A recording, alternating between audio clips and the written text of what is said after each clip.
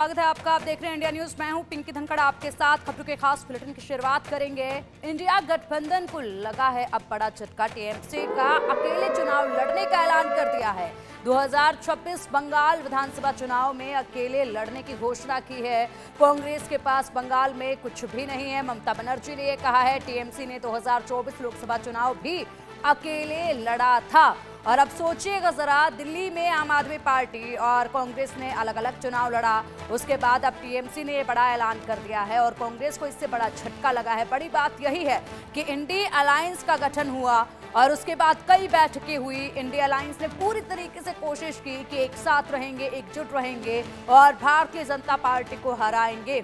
लेकिन जब बात आती है अपने अपने राज्यों में चुनाव की, तो उस वक्त एक दूसरे के खिलाफ ही चुनाव लड़ते नजर आते हैं। बिल्कुल ठीक इसी तरीके से हरियाणा में देखा गया, बिल्कुल ठीक इसी तरीके से दिल्ली में अभी देखा गया। और दिल्ली में जिस तरीके से परिणाम सामने आए, तो उसमें खुद ये कहा गया इन्हीं की पार्टी की तरफ से कि और लड़िए, और लड़ो, और लड़ेंगे तो यही परिणाम होगा। उसके बाद अब बंगाल में टीएमसी ने बड़ा ऐलान कर दिया और कह दिया है कि अलग अलग चुनाव लड़ेंगे। कांग्रेस के पास बंगाल में कुछ भी नहीं है।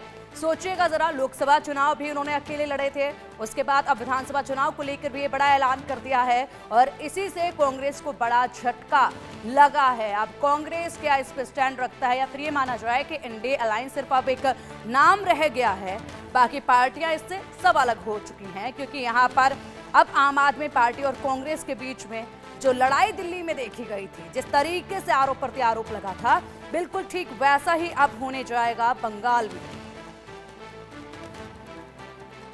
और चलिए अब इसी पर अधिक जानकारी के लिए हमारे सहयोगी रैनिक दत्ता हमारे साथ जुड़ गए। रैनिक, इंडी अलायंस तो अब केवल नाम का ही रह गया है, क्योंकि जब आती है अपनी जगह पर चुनाव लड़ने की बात, तो उस वक्त हो जाती है सभी पार्टी एक दूसरे के खिलाफ। और ऐसे में अब टीएमसी ने बड़ा ऐलान कर दिया है और कहा है कि कांग्रेस के पास, तो ममता बनर्जी ने कहा है, कांग्रेस के पास तो कुछ भी नहीं है बंगाल में।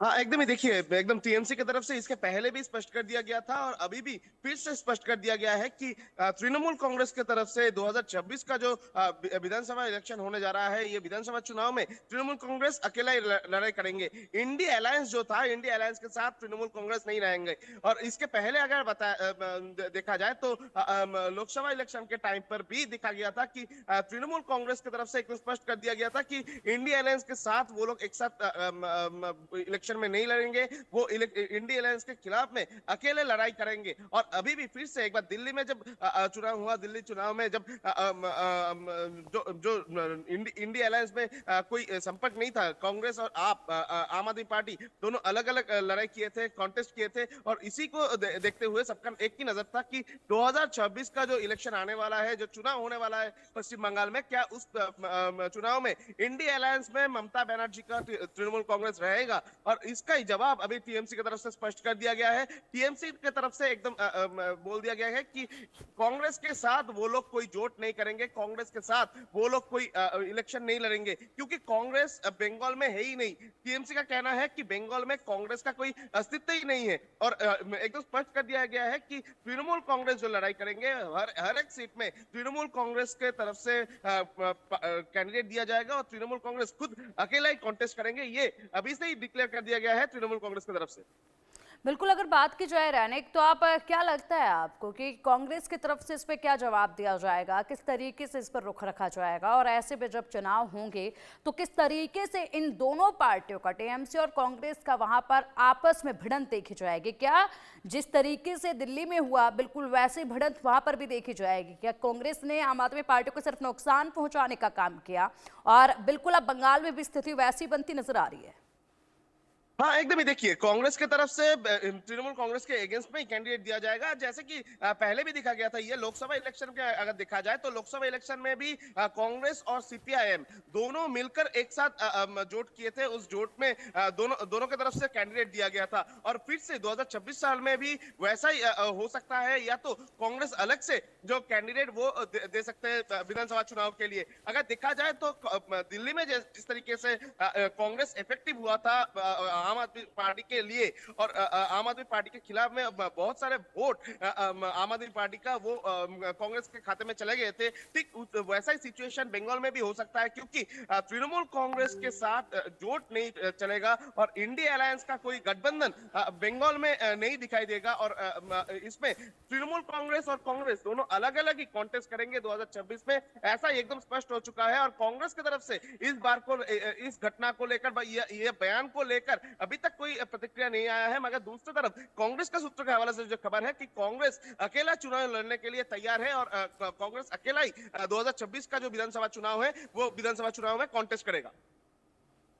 ठीक है रैनिक, अगर बात की जाए तो अभी फिलहाल अगर देखा जाए तो जिस तरीके से आरजीकर अस्पताल का मामला सामने आया उस पर टीएमसी पर कई सवाल उठे थे, टीएमसी के विरोध में कई आवाजें उठी थी, वो एक बड़ा नुकसान जो है वो देखा जाएगा।